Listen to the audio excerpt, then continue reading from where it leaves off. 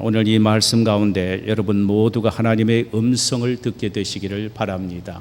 주께서 여러분에게 넘치는 은혜를 주시기를 소원합니다. 태국에 한국말을 잘 알아듣는 코끼리 한 마리가 있었답니다. 특별히 한국의 여행자들이 그곳에 가서 이 코끼리에게 좋은 말만 하면 되는데 사람의 마음에 독이 있어요. 그러니까 그 독이 들어가지고 코끼리가 그만 우울증에 빠지고 말았답니다. 의사의 말에 이 코끼리가 눈물만 흘리면 낫게 된다는 것입니다. 그래서 방을 붙였습니다. 태국 국왕이 눈물 한 방울이라도 흘리게 하는 사람이 나타나면 상급을 주겠다는 것이었습니다. 이민교 하시던 한 목사님이 이제 단기 선교를 태국으로 갔었습니다. 가서 가지고 딱 5분 동안 이 코끼리 앞에 가서 이야기를 했는데 무슨 이야기를 했냐면은 이민 목회를 하면서 겪었던 눈물과 아픔과 슬픔, 가슴 저미는 이야기를 했더니 코끼리가 눈물을 아니라 아예 울더랍니다. 그래서 상급을 받았죠. 이 돌아서서 나오는데 이 코끼리가 움직이지를 않더랍니다. 움직이질 않아. 그래서 사육사 옆에서 이 코끼리가 지금 눈물을 흘리기는 흘렸는데 이 발을 움직이지 못한. 왜? 너무나도 우울증이 커서 그 자리에 늘 서 있었기 때문에 굳어져 가지고 발을 움직이지를 못하고 있는 겁니다. 그래서 또 상급을 줄 테니까 이 코끼리의 발만 좀 한 급이라도 움직이게 해달라라는 방을 붙였습니다. 이 목사님이 그 다음에 코끼리의 귀에다가 갖다 대가지고 딱 몇 마디 말을 하니까 코끼리가 앞발 들고 뒷발 달 들더랍니다. 그래서 현지 있는 선교사님이 물었답니다. 도대체 목사님 무슨 말씀을 하셨기에 이 코끼리가 앞발 뒷발 다 듭니까? 그 목사님 너 나하고 미국 가서 개척기 할래? 그랬더니 앞발 뒷발 다 들더랍니다. 사실 이민교회를 개척한다는 것은 쉬운 것이 아닙니다. 그야말로 제 같은 경우는 맨 땅에 헤딩을 했습니다. 그러나 처음부터 저희 마음속에는 한 사람이 모여도 교회는 하나님의 가정이다라는 이 마음으로 시작을 했습니다. 지금도 제 마음속에는 그 마음이 변하지 않습니다. 교회를 하나님의 가정이라고 말할 때는 하나님을 아버지로 해서 모든 성도는 한 가족인 형제 자매가 된다라는 말씀이죠. 보통 가정은 인위적으로 형성되는 것이 아니라 생득적으로 구성이 됩니다. 즉 출생에 의하여 자연적으로 형성이 되는 것이 가정입니다.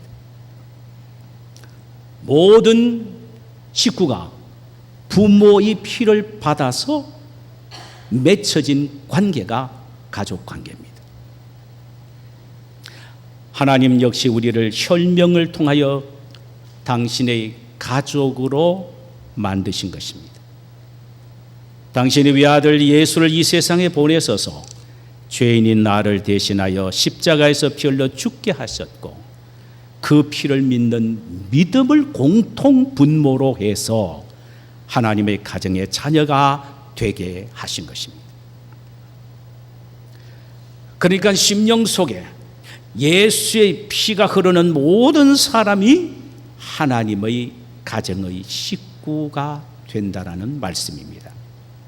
그런 면에서 우리 모두는 너무나도 귀하고 복된 하나님의 가정의 권속 식구들입니다.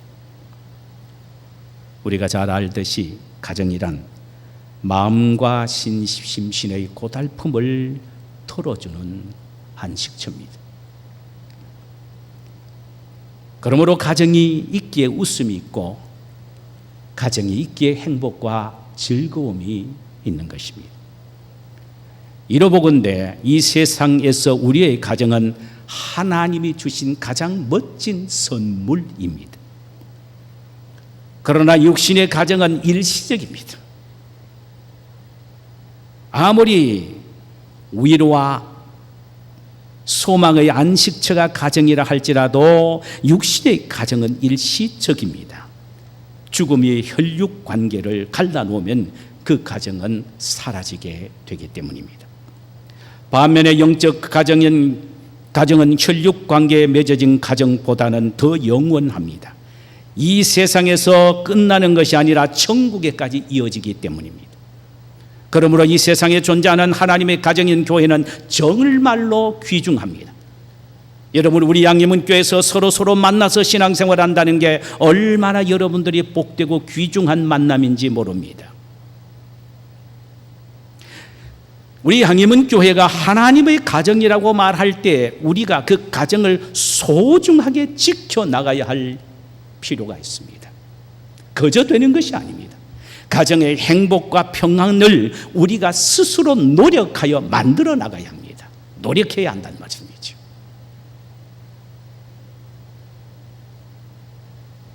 하나님의 가정인 교회의 아름답고 평안을 위하여 서로 노력해야 하는데, 첫 번째로는 화목하기 위하여 노력해야 합니다.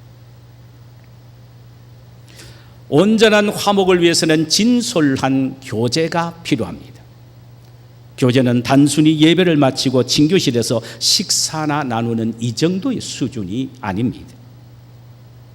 밥은 집에서도 먹을 수가 있습니다. 식탁은 교제의 시작일 뿐입니다. 교제란 원래 헬라어로는 코이노니아입니다. 코이노니아. 그 의미는, 원 의미는 참여하다, 나누다, participation, sharing, 참여하다, 나누다라는 말입니다. 참여하고 나누는 데 가장 좋은 환경은 소그룹입니다. 우리 교회로 말하면 우리가 교제와 그 다음에 나눔의 가장 이상적인 환경입니다. 이 소그룹 운동은 초대 예루살렘 교회에서부터 시작되었고, 바로 이것은 예루살렘 교회의 생명선이었습니다. 사도행전 2장 46절에 보면은 날마다 마음을 같이하여 성전에 모이기를 힘쓰고 집에서 떡을 떼며 기쁨과 순전한 마음으로 음식을 먹었다라고 했습니다. 온 성도가 성전에서 모이는 대그룹의 모임이 있는가 하면은 집집마다 돌아가면서 매일 모이는 소그룹 모임이 있었다 이 말입니다. 소그룹 모임을 통하여 떡을 떼며 기쁨과 순전한 마음으로 서로가 음식을 먹으며 교제를 나눈 것입니다. 그러면 교제를 통하여 무엇을 나눴습니까? 교제를 통하여 도대체 무엇을 나눈 거예요? 첫째로는 먼저 자신의 영적인 경험들을 나누었습니다. 지난 한 주간 동안 핍박과 박해 속에서도 하나님의 은혜로 어떻게 이겨왔는가를 나누었습니다. 하나님은 그 삶 속에서 어떻게 간섭을 해오셨고, 하나님은 내 기도를 어떻게 응답해 주셨다, 이런 등등 영적인 경험들을 나누는 것입니다. 이게 바로 소그룹 모임에서 해야 되는 것입니다. 믿음의 형제의 흉을 보기 위하여 나눈 것이 아닙니다. 교회의 약점을 나누는 것이 아닙니다. 서로의 영적인 경험을 나누는 것입니다. 두 번째로는 잘못과 실패와 심지어 죄까지도 나눌 수가 있어야 합니다. 사실 자신의 좋은 면과 성공한 면만 나누는 것이 아니라 잘못된 면, 실패까지도 나누어야 되고 지은 죄까지도 나눌 수가 있어야 한단 말입니다. 왜냐하면 이 세상에는 잘하는 것보다 잘못하는 것이 많고, 성공보다는 실패가 많고, 거룩하게 삶 살아가는 것보다는 죄를 지으며 사는 영역이 훨씬 많기 때문입니다. 나누는 가운데 자신의 잘못을 깨닫고 회개를 하게 되며, 나누는 가운데 자신의 실패의 원인을 발견하여 다시 자신의 삶을 시작할 수가 있기 때문입니다. 그러므로 자신의 잘못과 실패와 죄까지도 나눌 수가 있어야 합니다. 세 번째로는 각자의 삶의 문제들을 나눠야 합니다. 우리는 감당하기 어려운 문제를 혼자만 안고 꿍꿍대면서 살아갑니다. 그래서는 안 됩니다. 교회라는 하나님의 가정 식구에게는 자신의 문제들을 내어놓고 나눌 수가 있어야 합니다. 여러분 가정을 보세요. 자매들이 많으면요, 자녀들이 문제 하나를 내놓으면 언니 동생들이 모여 안에서 함께 머리를 맞대고 이 문제를 해결하려고 노력합니다.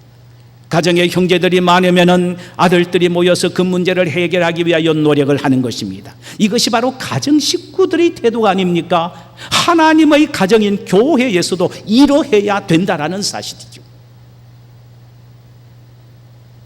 그래서 갈라디아서 6장 2절에는 너희가 짐을 서로 지라 그리하여 그리스도의 법을 성취하라. 무거운 짐을 서로 만나서 저 주어라. 나눔을 통하여 저 주어라. 교제를 통하여 더 주어라. 그것이 바로 그리스도의 법, 사랑을 실천하는 비결이라는 것입니다.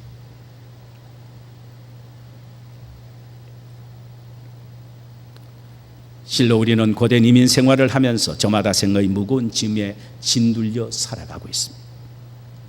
이런 문제들을 내어놓고 함께 나누면 그 무거운 짐이 가벼워지는 것입니다.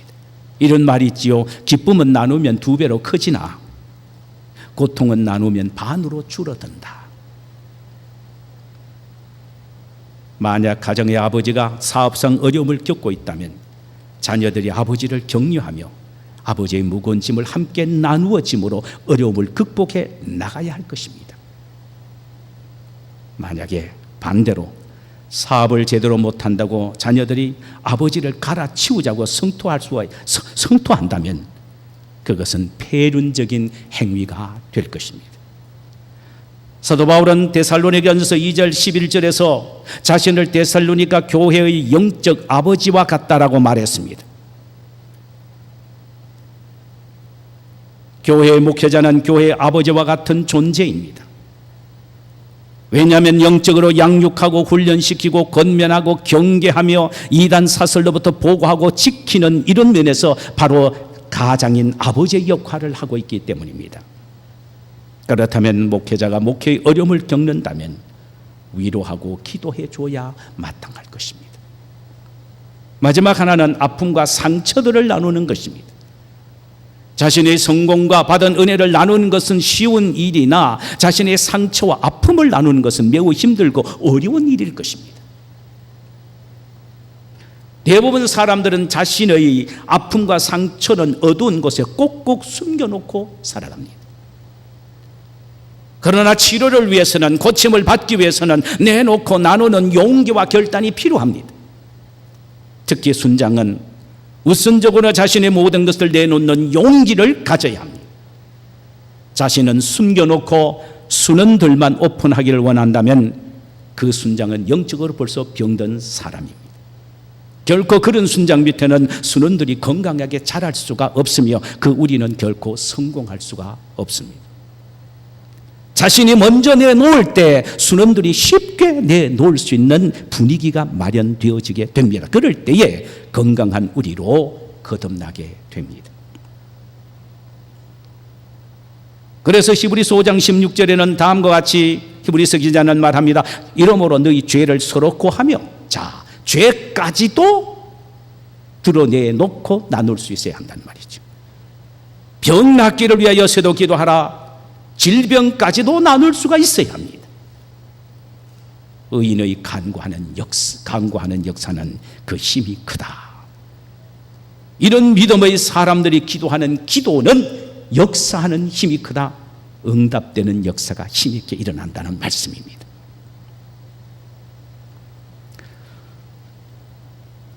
두 번째로 이 좋은 하나님의 가정인 교회에서 우리가 어떻게 해야 합니까?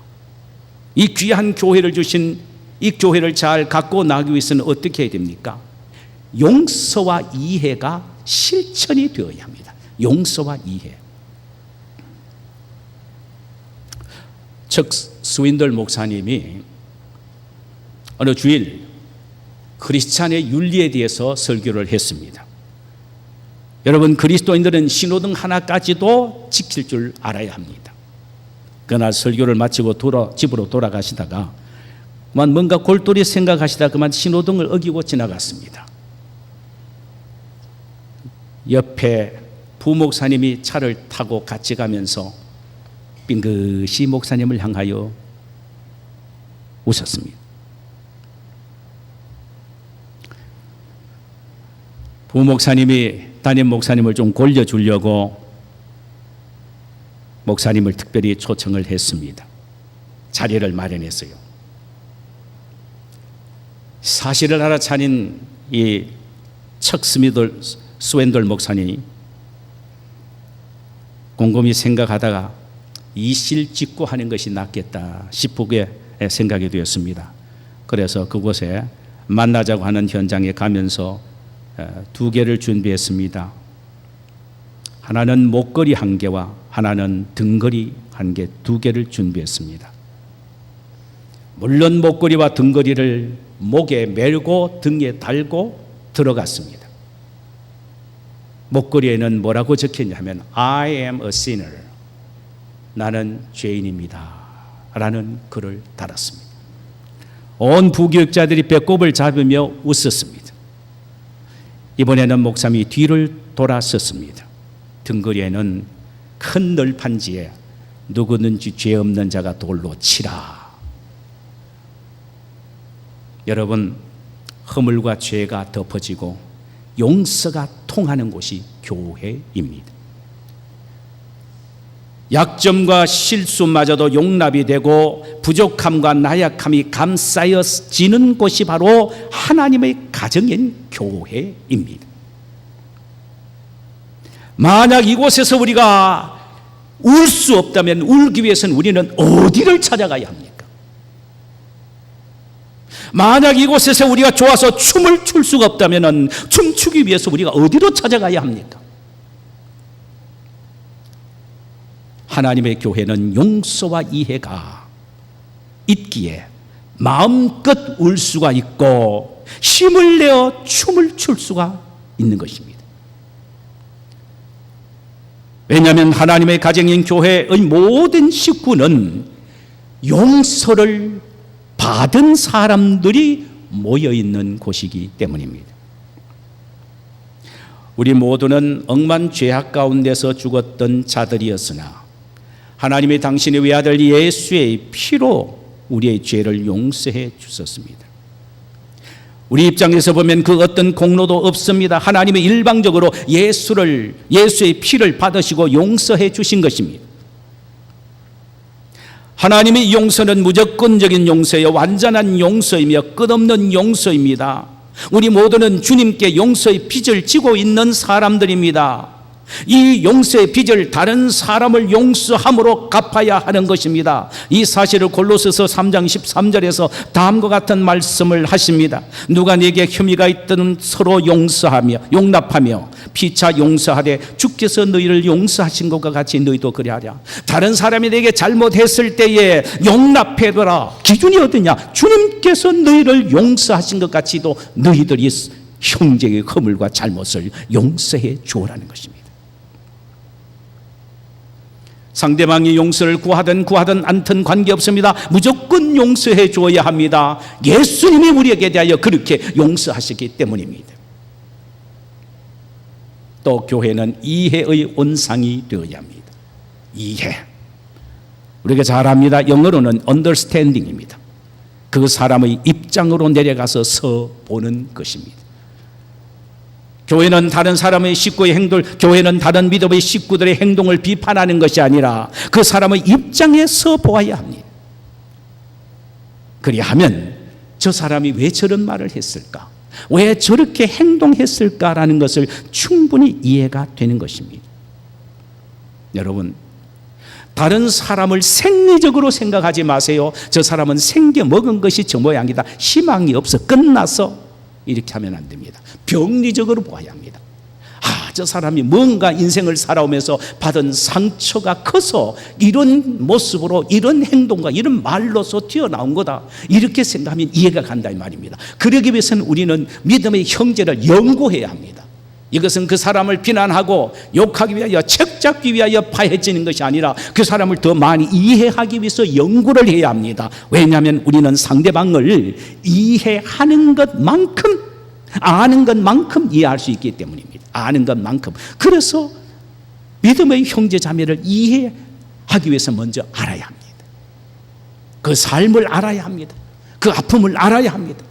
그럴 때 우리는 그를 치료하기 위하여 도와줄 수 있습니다. 그를 병리적으로 보기 때문입니다. 우리는 믿음의 형제를 용서하고 이해하도록 하기 위하여 하나님의 집의 권속으로 부름을 받았지 미워하고 비판하도록 하기 위하여 부름을 받지 않았습니다. 우리가 형제를 용서하고 이해해야 할 또 하나 이유는 우리가 믿음의 형제를 용서하고 그리고 이해해야 할 이유는 몇 가지가 있는데, 첫째로는 하나님이 기뻐하시는 일이기 때문입니다. 왜 우리가 믿음의 형제를 용서하고 이해해야 되느냐? 하나님이 기뻐하시는 일이에요. 한 가정의 부모를 가장 기쁘게 하는 것은 형제끼리 서로 화해하고 좋은 우위를 가지고 있는 것 아니겠습니까? 아무리 부모님에게 맛인 것 좋은 옷을 사드린다 하더라도 그 자리에서 부모 앞에서 형제가 멱살 잡고 싸운다면 이건 차라리 안 먹는 것보다 못하고 안 입는 것보다도 못하는 것이죠. 믿음의 형제를 이해하고 용서로 화목할 때 우리의 아버지가 되시는 하나님께서는 기뻐하신다는 사실이죠. 하나님이 기뻐하시기 때문입니다. 하나님이 기뻐하시기 때문입니다. 용서하고 이해해야 할 또 하나의 이유는 우리 자신의 유익을 위해서입니다. 유익에는 두 가지 유익이 있습니다. 하나는 육적인 유익이고 하나는 영적인 유익입니다. 용서하면 육체적으로 유익이 생긴다는 말입니다. 잠언서 14장 30절에 보면은 평온한 마음은 육신의 생명이나 시기는 뼈를 썩게 하느니라. 여기에 평온한 마음이라는 것은 화목하는 마음을 말합니다. 여러분, 믿음의 형제끼리 화목하는 마음을 가지면은요, 그 속에 평안이 있게 됩니다. 바로 육신의 생명이다. 마음은 육신의 생명이라 그랬습니다. 이 말은 그 마음 속에 참으로 평안과 생명을 누리게 된다 이 말입니다. 얼마나 마음이 기쁘고 좋겠습니까? 그러나 시기는 뼈를 썩게 한다. 이 시기라는 것은 용서하지 못하고 이해하지 못하고 반목 질시에 비난하는 것이죠. 이것은 자기 뼈를 썩게 합니다. 자기의 마음에 평안이 있게 하든지 자기의 뼈를 썩게 하든지는 우리 자신의 선택에 달려 있습니다. 2002년 3월 24일 미국 심리학지에 발표된 연구 논문 하나가 있습니다. 그 제목은 용서와 신체 반응의 연관성에 관한 연구라는 제목의 논문입니다. 미시간 주의 호프 대학 팀이 72명의 대학생들을 상대로 해서 연구조사한 논문입니다. 71명의 학생들을 의자에 편안하게 앉혀놓고 질문자가 이렇게 질문합니다. 여러분들이 인생을 살아오면서 도저히 용서할 수 없었던 일, 마음에 깊은 상처를 받았던 일, 정말로 미워 죽간 그런 사건이나 그런 사람을 16초 동안 생각을 해봐라. 그것도 대충 생각하지 말고 마음속 깊이 한번 생각을 해봐라. 그리고 분노를 가져봐라. 미움을 가져봐라. 그렇게 했습니다. 16초 동안. 그리고 16초 후에 혈압을 체크했습니다. 혈압 박동수가 원래 26회였던 것이 심장 박동수가 분당 39회로 껑충 뛰더랍니다. 혈압은 2.5 Hg 정도로 상승을 했다고 합니다. 그리고 잠시 한 10분 정도 쉬게 한 이후에 또 16초의 시간을 주었습니다. 그리고는 지금 조금 전에 생각했던 그 사람들을 진심으로 용서하는 마음, 진심으로 용서하는 마음을 떠올리며 되새기게 합니다. 혈압을 체크했습니다. 16초 후에 심장 박동도 안정이 됐고 혈압도 안정이 됐답니다. 사실 이건 맞는 것 같아요. 우리가 분노나고 하라면은요 혈압이 금방 올라옵니다. 그렇잖아요. 제 아내는요 그게 너무나도 아주 습관이 돼가지고요. 아이고 여보 내 지금 혈압 오르니까 약 혈압기 좀 대봐. 영락 없이 15 내지 20 팍입니다.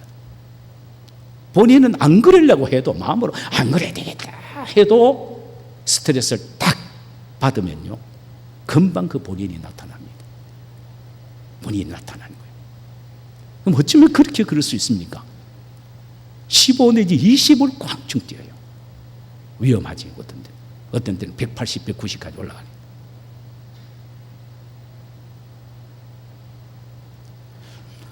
듀크 대 레더포드 윌리엄 박사는 키에르케고르는 죽음에 이르는 병이라는 책을 쓴 세계를 강타했죠.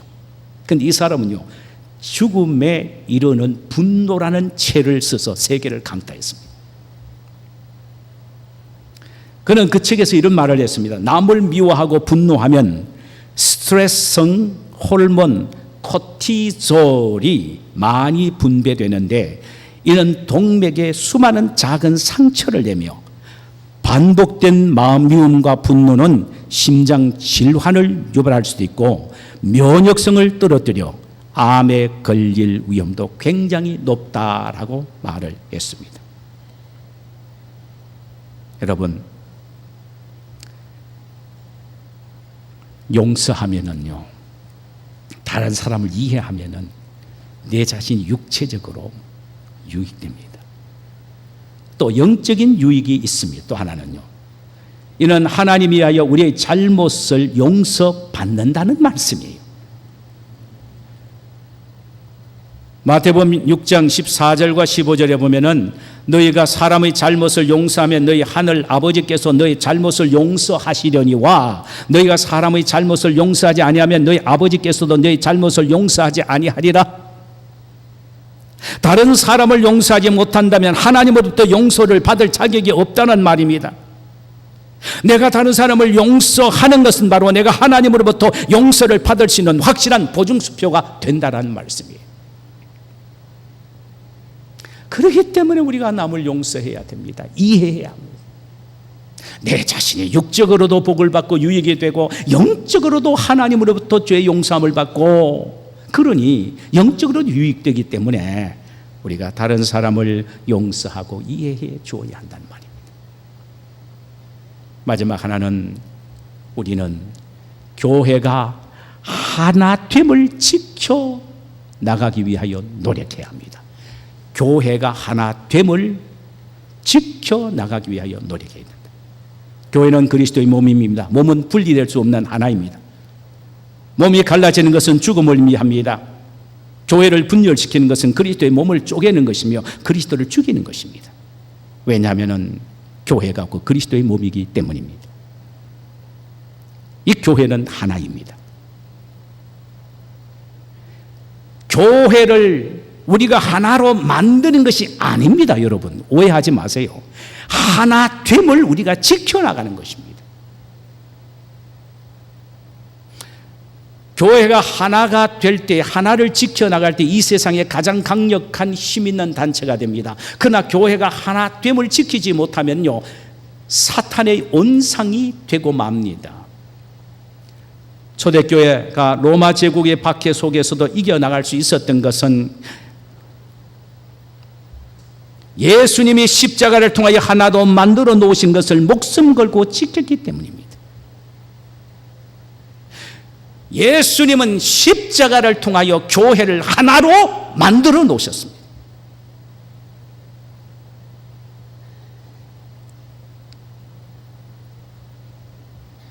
그런 면에서 보면은 십자가는 예수님이 교회를 하나로 만들어 놓으신 현장입니다.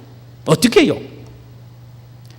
예수님은 십자가 위에서 양팔을 벌리시고 한 손은 유대인의 손을, 한 손은 이방인의 손을 잡으시고 끌어당겨 화목시키심으로 전에는 멀어졌던 그들이 가깝게 되셨단 말입니다. 예수의 십자가의 피로 가까워진 것입니다.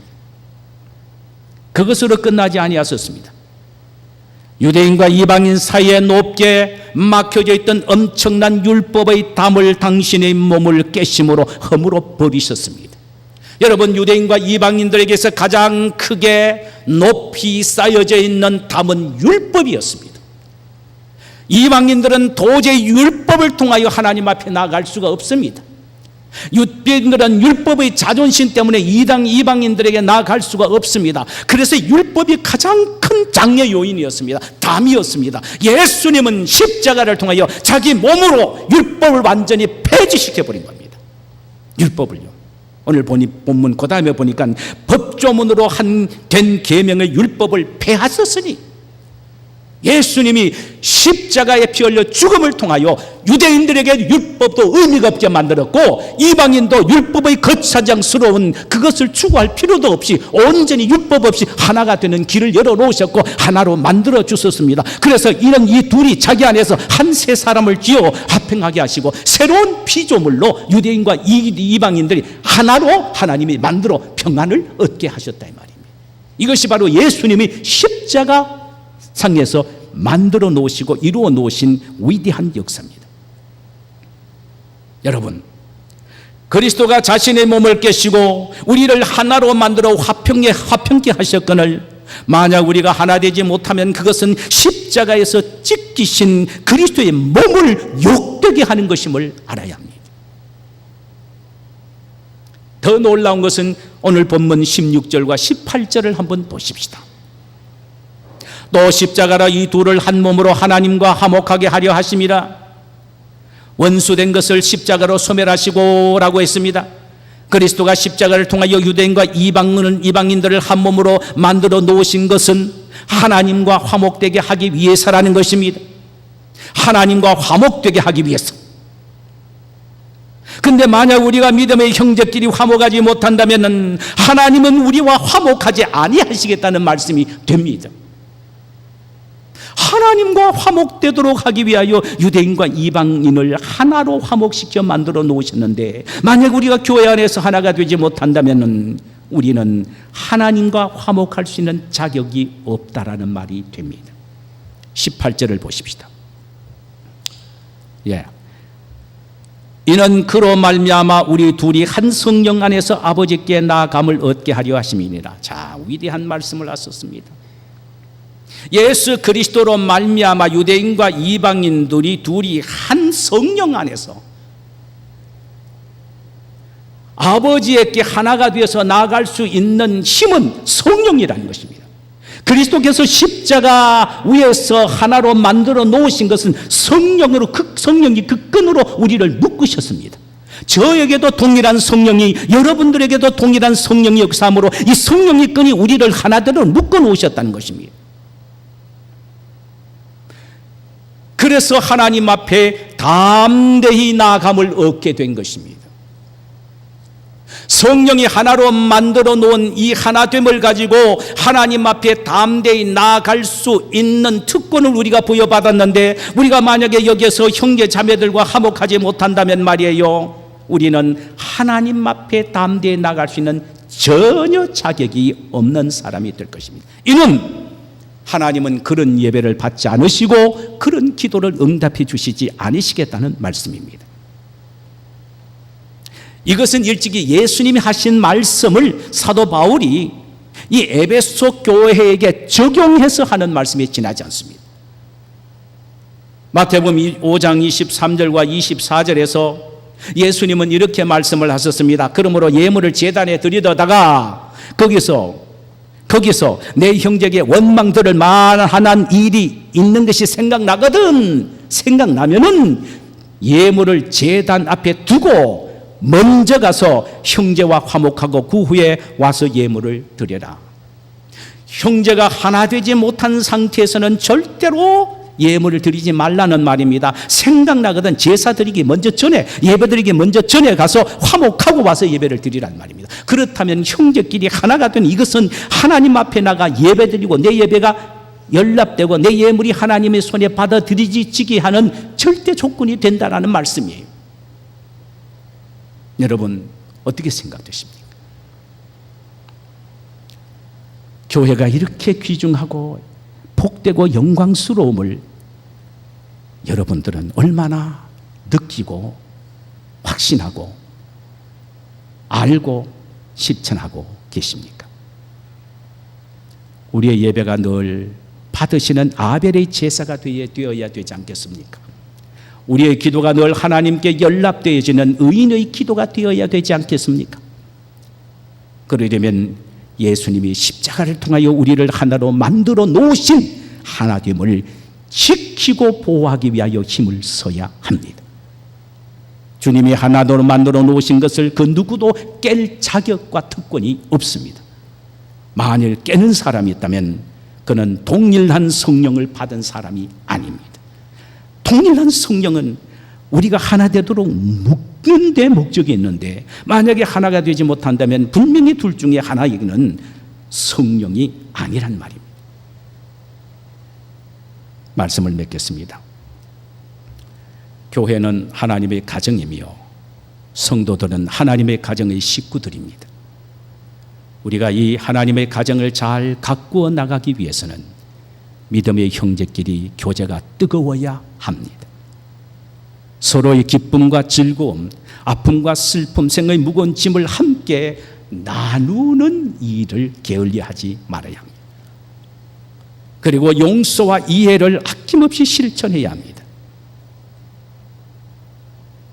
마지막에는 그리스도께서 십자가를 통하여 이루어 놓으신 하나됨을 깨는 자가 아니고 지키고 보호하는 자가 되어야 합니다. 그리할 때에 하나님의 가정인 교회가, 우리 양념은 교회가 하나님의 영광을 받으시는 의례로운 교회가 될 것입니다. 우리 모두 이런 교회의 성도임을 감사하며 실천하는 성도님들이 되시기를 주님의 이름으로 축원합니다. 자, 우리 시간에 찬송